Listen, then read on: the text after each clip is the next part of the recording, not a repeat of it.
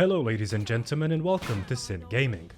Most of us that have played Skyrim in the past, or perhaps those that are still keeping themselves busy trying to improve the game one decade later, do prefer playing the game and engaging into combat scenarios from a first-person perspective.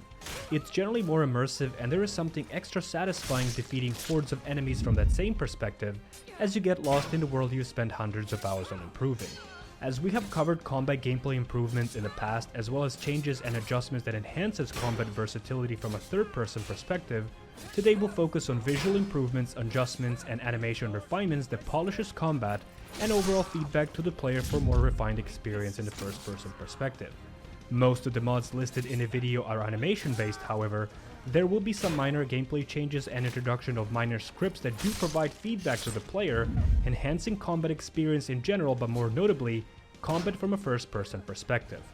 All of the mods from the video work well together, however.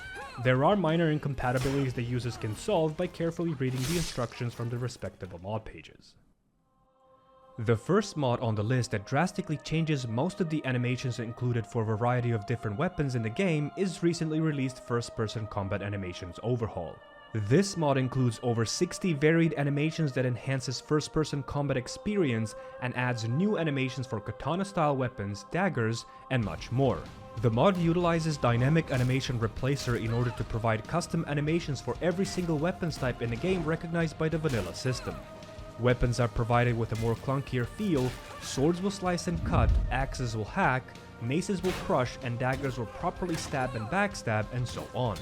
All of these changes are introduced in the least intrusive way possible, as the vanilla hit timing has remained the same, and the mod does not require any advanced installation steps to be utilized properly, but is rather plug and play from the start. For example, maces as weapons and the animations included with the mod have more weight to their swings, as they look more meaty and provide minor bounce back feedback, which is especially satisfying with the mods that we'll later cover on this list, and power attack delivers a devastating blow that looks and feels like it actually hits the target with full force, rather than just phasing through the object or the enemy. Swords, on the other hand, have a slicing animation randomly swinging from two different directions, feel and look more precise, and their power attack performs an overhead slicing hit, completely different and distinct feel from the mace showcased previously. Another example would be axes, and as you can imagine, they also have their own unique swing and power attacks, and animations included look fierce and wild, with strong hacking but at the same time semi-precise hits, with a small hit-stop animation, giving off that satisfying feedback like a target was actually hit. Power attacks look ferocious and are one of my favorite power attack animations included in this mod. Daggers, now this one is quite special. The mod author has given extra attention and love to this weapon by not only improving swinging animations but also sheath and idle animations when having dagger equipped. From an absolutely badass stance while holding the dagger, to a tiny finger wiggle detail on the left hand, a powerful and thrusting backstab, to an extra flashy sheath, these animations are supreme and are definitely a massive inspiration to start 20th Assassin's playthrough. Furthermore, a couple of animations for dual daggers have been added as well, from a sheath to swinging animations, further increasing versatility with this weapon. Katana weapons, or more immersively Archery swords, also received improvements, and those that have spent their time playing Cyberpunk 2077 sometime in the past 2 months will recognize these animations, as they are similar if not completely identical to katana animations from that game. This goes as a big plus, as the changes included a hack and slashing animations, block or parry, as well as sprinting animations, all adding versatility and much needed variety for different weapon types. As mentioned previously, this mod absolutely requires Dynamic Animation Replacer to be utilized properly, and the mod is compatible with most mods out there, and they will work well together without any issues. The mod also works decently with improved camera previously covered on this channel, and does not require Nemesis or Finis animation engines to work, and unintrusively functions alongside.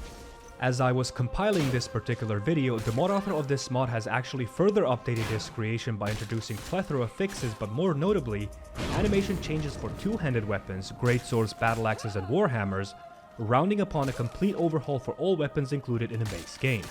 Another minor detail to note is that all previously mentioned weapons, as well as two-handed weapons themselves, additionally received blocking animations, further improving the overall first-person combat experience as a whole. Greatsword swings with this mod are now a little bit less savage, and although the original swinging effort was kept, The slices look more precise and controlled, and feels like a true warrior is in control of the said greatsword. Power attack has a satisfying overhead hit and a hitStop animation, while idle and walking animations are presented through holding the weapon on the right side of the camera, rather than a more well-known resting on the shoulder animations included in CGO. Battle axes have received similar treatment to their smaller counterparts, with proper hacking and semi-precise hits, with perfect balance between savagery and controlled swinging animations for all 3 hits included. Power attack is also a powerful overhead hack and slice, while idle and walking animations are presented through holding the weapon in a diagonal position in front of the camera. And finally, my favorite set of animations come for Warhammer type weapons, a weapon that always felt the most underwhelming in the vanilla game with those shared animations across the board, and with them having the slowest attack speed due to its weight and type, it literally sometimes felt like I was giving my opponents a good pat on the back, instead of trying to bonk them into the oblivion for daring to bother me for lollygagging in Streets of Whiterun. This is an issue no more, as the animations for Warhammers have gotten a complete revamp as well, with proper forceful hits and brute-like swings with included hitStop, all properly accentuating the brutality of this blunt weapon. As is the case for battle axes, idle and walking animations remain practically identical, while additionally adding a weapon-specific whirlwind-type forward power attack that pretty much decimates everything in your path. Potentially unbalanced, and the mod author does acknowledge its meme potential, however, keep in mind that with the latest update the mod includes an installation menu, allowing users to pick out animations that they like according to a personal preference. This specifically is very welcome for this video, as it's important in making sure this mod is compatible with some of the mods we'll take a look at next. Of course, goes without saying that anything related to combat, from animations to actual gameplay changes, that also includes the first-person perspective we're focusing on today, we have to include Combat Gameplay Overhaul. As I have covered this mod previously and mentioned it 2 times before on this channel, I'll avoid delving into changes from a gameplay's perspective. However, few things from this mod specifically improves the first-person gameplay experience, and it's semi-compatible with the previously mentioned mod. Combat Gameplay Overhaul comes with a full set of first-person animations itself, from idle animations to actual swinging animations for two-handed weapons, and there's always an option for the user to select which of these animations are more suitable to their personal preference. Additionally, as mentioned in the video that fully covered the mod, CGO comes with an awesome gameplay change in form of grip changing, where a player can choose with the click of a hotkey to either use two-handed weapons with one hand, all with included unique penalties and advantages, or even utilize that same grip change to wield one-handed weapons with 2 hands. This small change increases the combat's depth, as the players get certain advantages when gripping weapons with 2 hands, while gaining others when performing actions with 1 hand. Furthermore, all of the minor tweaks and aforementioned advantages and penalties work very well in first person, and because of that, this mod has been and will probably be on my mod list for a lengthy period in the future. As far as blocking side of combat in first person, we will introduce more variety and visually improved parry and blocking animations with the mod, enhanced first person parry animations. This mod will replace first person parry and block animations for all melee weapons, whether one-handed, two-handed, or even a dual wield. Unlike the vanilla animations, this mod will perform 3 variations of parrying moves while blocking, except for dual wield, which will only have 1. These animations will replace the feel and feedback to the player by properly and visually deflecting an incoming attack and forcefully pushing it away instead of taking the hit willingly without any impact. These varietal blocks provide the feeling like the enemy is chasing and looking for an opening when fighting the player, not targeting the exact same point every single hit. Additionally, the mod also changes the block bash and power bash animations for one-handed weapons, performed with a powerful and thrusting stab, suitable as an action used to break opponent's defenses by disrupting his movements and a shield stance. One-handed blocking animations will work similarly with swords, maces, axes, and daggers, as they do share the same folder in which these actions are edited, while two-handed animations will have unique blocking and parrying for greatswords, while warhammers and battle axes will share their own folder. Dual wielding animations will require dual wield parrying Reimplementation mod in order to utilize these unique animations, and you should make sure to either choose this one as an option or dual wield blocking included in CGO to avoid some minor issues. The installation of this mod is fairly simple and has no requirements in order to work properly. Slightly shifting gears and taking a look at the first person animation changes for a fresh and new feel to magic casting, and that's finally first person magic animations.